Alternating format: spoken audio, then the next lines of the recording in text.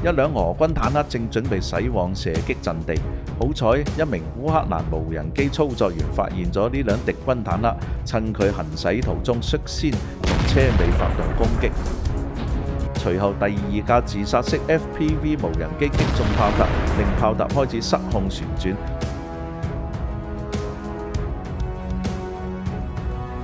第三架無人機在命中炮塔同車身之間嘅接合維持，引發猛烈火災。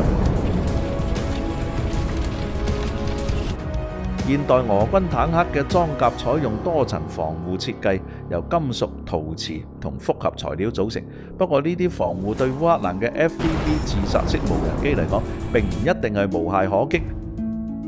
操作員可以操控無人機飛近坦克，觀察佢嘅弱點，再發動精準打擊。無人機會喺遠距離記錄攻擊畫面。一輛俄軍坦克曾經發現有架烏克蘭無人機喺附近飛過，但車組人員根本未及用機槍開火，自殺式無人機已經迅速加速，直衝坦克彈藥位置。隨住彈藥殉爆，整架坦克瞬間化成巨大火球，爆炸威力甚至將炮塔炸飛。再睇次呢一幕。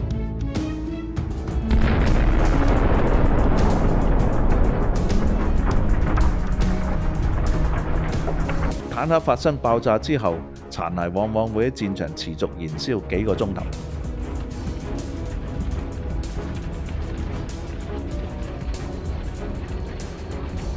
為咗抵禦無人機攻擊，俄軍近年喺炮塔加裝大量金屬框架同防護結構，希望透過額外屏障減低攻擊效果，甚至為坦克作一定程度嘅偽裝。不過呢類結構主要係針對從高空投擲炸彈嘅攻擊，對靈活嘅 FPV 自殺式無人機未必能夠提供同樣效果。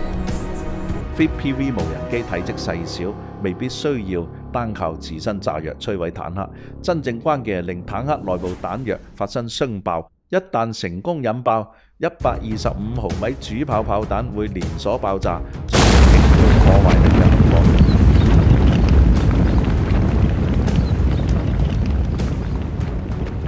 戰場通常會由一架觀察無人機負責監視，大多數情況都係由配備長續航電池嘅 DJI Mavic 執行偵察任務。佢會先見到目標，再引導 FPV 無人機接近。操作員有時需要花上唔少時間微調攻擊角度，希望只靠一次撞擊就足以造成致命破壞。而今次佢成功做到。對烏克蘭無人機部隊嚟講，以小組方式協同作戰最有效率。Mavic 負責高空監視同搜索目標，而 FPV 自殺式無人機則負責攻擊俄軍裝甲車輛。FPV 操作員可以躲藏喺距離交戰地點最遠約10公里嘅位置遙控飛行。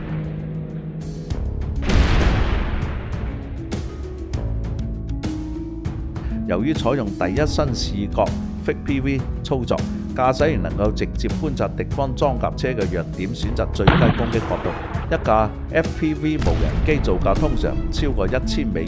因此被視為現代戰爭之中成本效益極高嘅武器之一。要有效摧毀敵方裝備，無人機操作員必須非常清楚應該攻擊邊個位置，先可以發揮最大破壞效果。可以留意到 FPV 無人機好多時都會瞄準炮塔同車身之間嘅接合位置，因為操作員通常知道敵軍彈藥存放位置，一旦彈藥起火，坦克基本上已經失去作戰能力。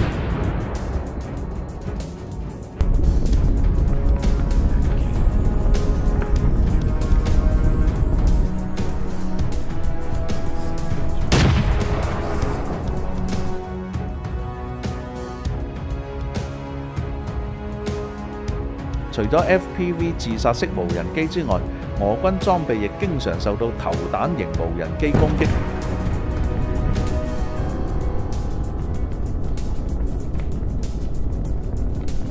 操作員需要將無人機穩定懸停喺目標上空，精準計算投擲位置。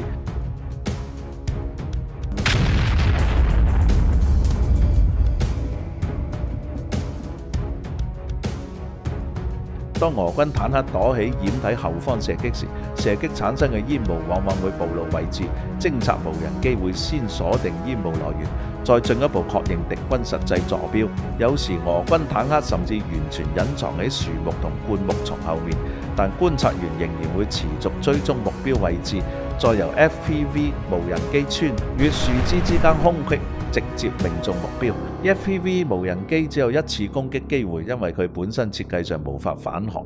但只要觀察無人機同 FPV 操作員配合得宜，就有能力摧毀成隊作戰嘅俄軍坦克。好多時自殺式無人機仲會負責補刀，摧毀已經失去機動能力嘅裝甲車。每次攻擊之前， FPV 操作員都必須確認目標仍然具有威脅，再迅速判斷最佳打擊位置，然後立即發動攻擊。整個過程往往只係幾秒鐘之內完成。如果俄軍坦克加裝咗大型防護框架，攻擊難度會大幅增加，甚至可能接近不可能。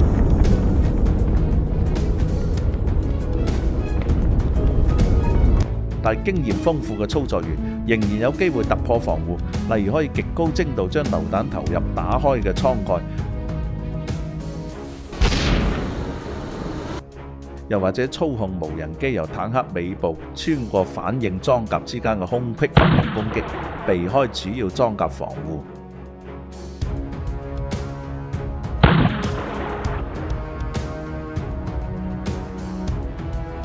一輛俄軍坦克停喺另一輛已經被摧毀嘅坦克旁邊，企圖利用殘骸作掩護。可惜呢個方法並冇奏效。距離唔遠嘅地方，烏克蘭無人機操作員發現一輛俄軍自行火炮正高速撤離。喺第一次遭到烏克蘭無人機攻擊但未命中之後，佢立即嘗試撤退。呢款122毫米自行火炮可以將普通炮彈射程超過15公里，而火箭增程彈更可達21公里以上。對俄軍嚟講，保存呢類火力支援裝備十分重要，但最終佢哋依然冇能夠保住。事後分析顯示 ，FPV 自殺式無人機由側面發動攻擊，咁樣就可以避開炮塔頂部嘅防護架，令呢套自行火炮第二次都無法幸免。烏軍通常都會由車身側面或者後方發動攻擊，因為裝甲車正面裝甲最後，防護能力亦最強。有時候車內彈藥殉爆嘅畫面就好似煙花爆發一樣。如果無人機直接命中車內炮彈，彈藥會向四方八面爆炸，車體幾乎瞬間被撕裂，厚重鋼板就好似紙一樣被炸開。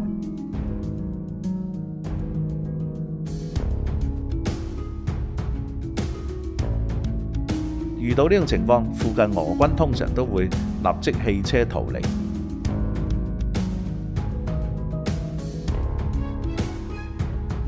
有啲時候，首次命中只會引發大量濃煙，幾公里之外都清楚睇得到，但係火勢遲早都會蔓延到車內儲存嘅炮彈。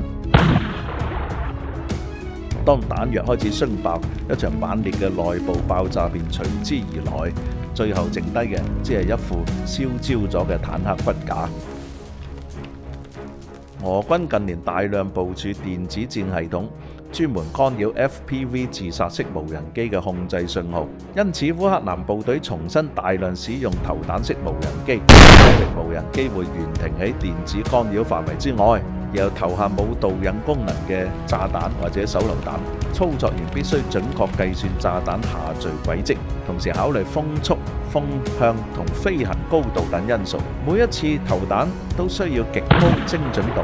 只要炸彈成功跌入裝甲車艙蓋或者開口位置，就足以由車內摧毀整架戰車。精準命中之後爆炸，甚至可以直接撕裂厚重鋼板，車身零件四散飛散。有時候俄軍裝甲運兵車會由內部燃燒，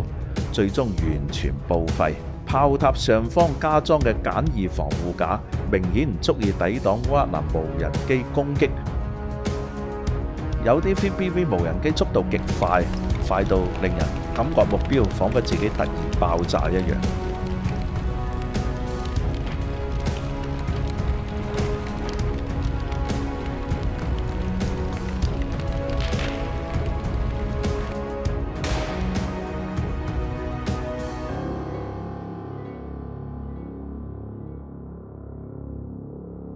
烏克蘭無人機可以搭載各種不同彈藥，即使係迫擊炮彈都可以安裝喺較大型嘅無人機上，實戰效果相當驚人。為咗阻止無人機接近，俄軍電子戰設備通常會喺遠距離開始干擾控制信號。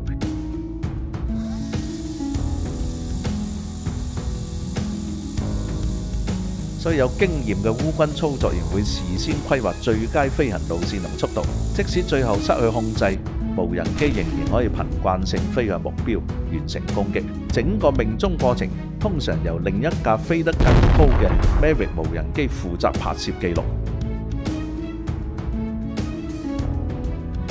有時候炸彈唔會即時爆炸，但係對目標而言，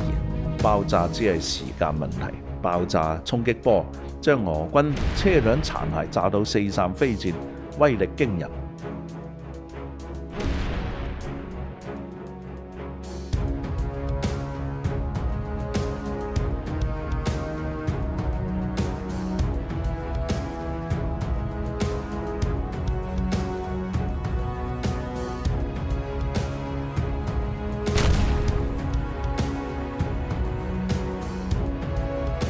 烏軍操作員躲藏喺掩體之中，帶住 Fake PV 護目鏡，全神貫注望住無人機第一身畫面。即使由高空投彈，佢哋依然可以將炸彈準確投入裝甲車艙蓋。短短幾秒鐘之後，俄軍裝甲車已經陷入熊熊烈火。只要俄軍士兵一離開掩體，等候已久嘅烏克蘭無人機便會立即展開攻擊。有時候俄軍車輛甚至喺行駛途中突然起火，即使偽裝得再好，烏克蘭無人機依然能夠發現隱藏起來嘅俄軍車輛，最後將佢哋一架接一架變成一堆廢鐵。